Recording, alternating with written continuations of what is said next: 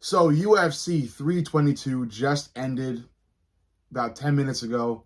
And as we always do on all my channels, let's break down the entire card and talk about what happened. First fight on the night was an early prelim fight. Vyacheslav Borshev versus Matthias Camilo.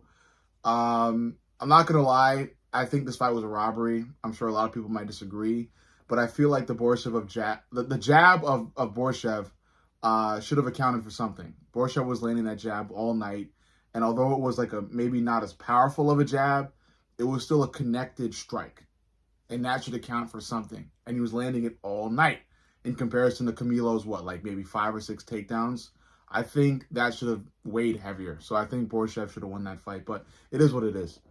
Next up, Baisan Susakayev versus Eric McNico. Susakayev came out with the round 3 KO. I don't know, like it was a tough fight for Susakayev. You know, he was kind of gassing at some points. The knockout was still legit. It was great. You know, it showed how much promise he has and how much potential he has as a UFC fighter. But I don't know. I still don't like the showboating. I don't like the mentality. He still kind of seems overly arrogant to me. He gives me that type of vibe. I'm not sure if he does that same for you. But for me, he gives that type of arrogant, vibe. I don't like it. I think he needs a little bit more humility. But, congrats with the KO, though.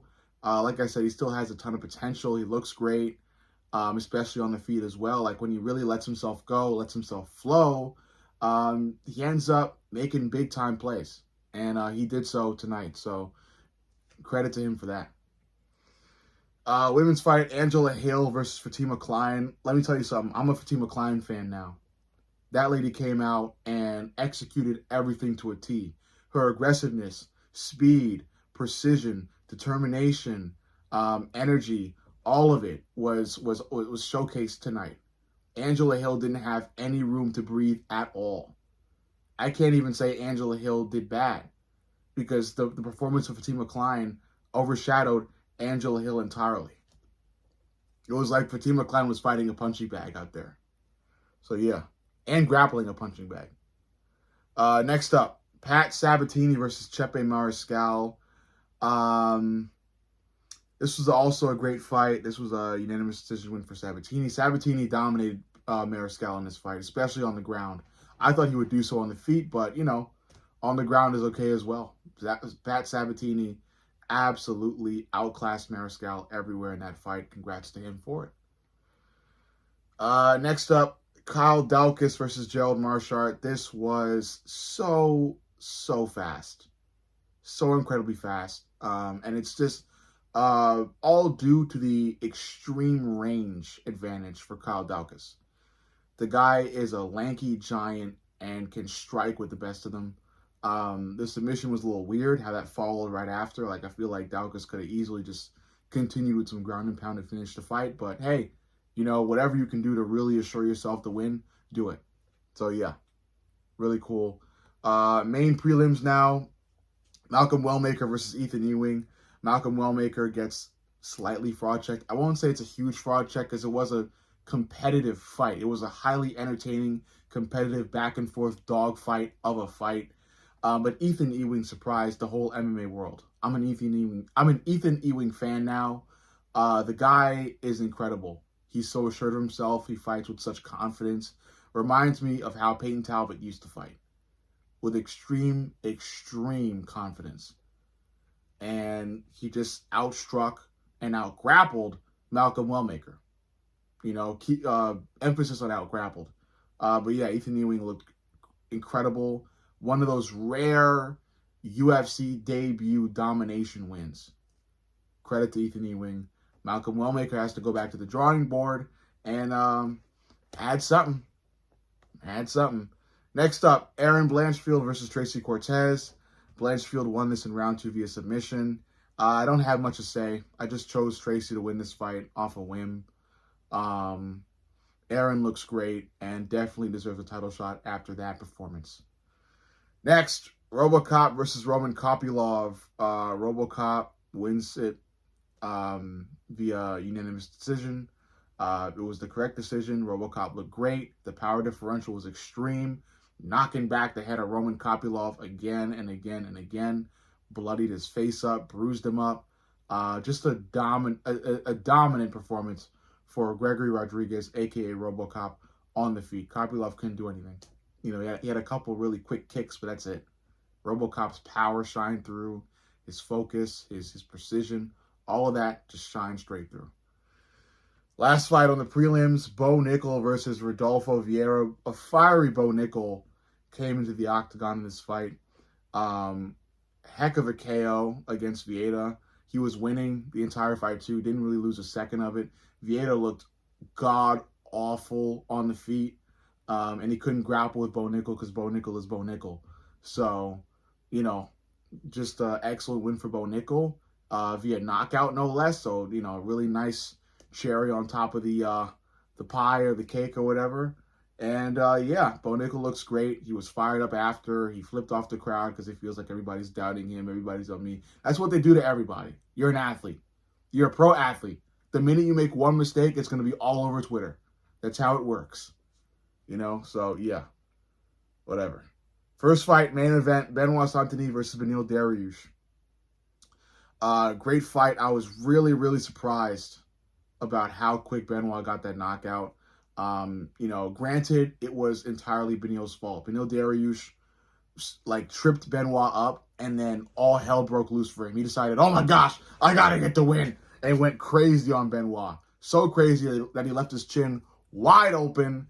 And yeah, Benoit was able to send a hook over the top, landed clean, and Beneil went out for a solid 3 seconds. He fell over cartoonishly, ended up just butt up, head down into the canvas. And then he came to after a couple seconds and said, oh, it was an early stoppage, blah, blah, blah. It wasn't. Beneil Dariush got flatlined for a solid 3 seconds in that fight. And that was all due to Benoit staying calm and capitalizing, and he did. So yeah, credit to Benoit. I would like to see Benoit versus Paddy. I'll talk more about that in a future post. Next up, Leon Edwards versus Carlos Prates. This was a great fight for me. This was the fight I was most excited for because I dislike both of these fighters. So I would like nothing more than to watch them fight each other. And I was so happy to see Leon get knocked out. That was revenge for Kamaru Usman. Love to see it.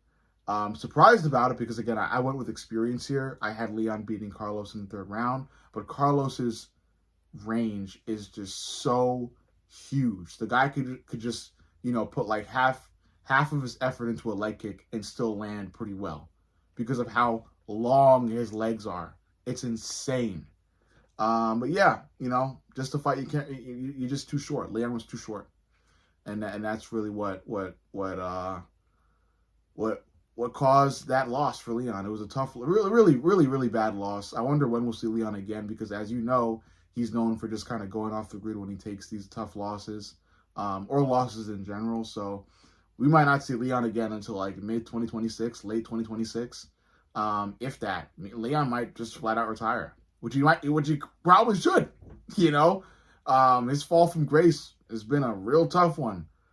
But at least he got to touch UFC gold, which is more than a lot of fighters could say. Maybe even one day more than Carlos Prates could say. Because I don't see Carlos Prates winning a title, especially not now because Islam just beat JDM. So if it's Carlos versus Islam, Carlos is effed. Carlos is effed. Next up, Sean Brady versus Michael Morales. This was quick. Simple key to the outcome of this fight is the height differential. Sean Brady was just too short, and I think there's something interesting to think about here. In terms of Ilya and how people talk about Ilya can move up again. Ilya can move up again. Ilya has to be considerate about the height differential. Ilya is the same height as Sean Brady, 5'7".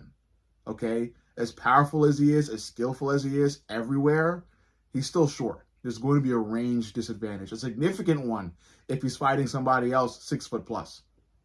And Kamaru Usman is 6 foot plus.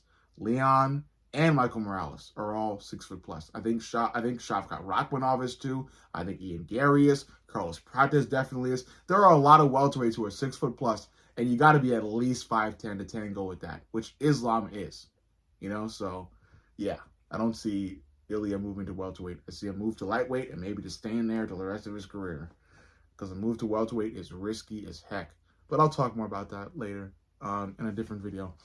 Co-main, women's fight, Valentina Shevchenko versus Zhang Weili. Really depressing fight. If Islam didn't win, my night would have been completely ruined. Depressing fight, you know. It's basically shades of Izzy fighting Jan Blachowicz. And credit to this guy on my TikTok live stream that told me this. Because it's basically Izzy versus Jan. Just a bigger, stronger person, you know, just laying on top of the other. And the other person's trying to go for double champ, unable to do so. Is what it is. Valentina looked great. Valentina is top 2 women's MMA all time. And it is what it is. She just keeps winning. Nobody can stop her. She's smart, technical, strong. And she just dominated one of the greatest female fighters ever who was on a heck of a run. So yeah, credit to her. Zhang Weili should probably move back to her own weight class and dominate there. Maybe come back, you know, a little later. And last fight of the night, JDM versus Islam. JDM just wasn't able to do anything, really. Even on the feet, Islam looked great, you know. Credit to Islam for knowing not to stay on the feet for too long and immediately go to the ground when he needed to, which he did. And he just held JDM there, you know. And he wasn't just holding him there. He was trying to look for submissions, but credit to JDM and his training by Craig Jones. He was able to avoid or survive every submission attempt Islam attempted, which, you know, not a lot of fighters can say they did. So credit to JDM for at least that, you know. Despite that, Craig Jones didn't do much, you know. Like I saw Craig Jones talk to JDM a couple times, but you know, I would have liked Craig Jones to be more vocal. I saw JDM's coach be more vocal, but all JDM's coach was calling for was for JDM to strike more, which he obviously can't do if he's fighting a strong grappler who's taking him down all the time. So let's talk to Craig Jones, who can help JDM stay on the feet and actually strike. But no, we're going to have some bald Australian guy yell at him about striking the whole time. Didn't make any sense. Overall, this was my full breakdown of the entire card of UFC 322, which just ended now, maybe like 30 minutes ago. Let me know what you think. Not a great card for me in terms of fight picks. I think I got like half of my picks wrong. Probably, I haven't looked. But overall, that's that. Let me know what you think. I love each and every one of you guys, and I'll see you in my next post. Mr. Fight Companion, out.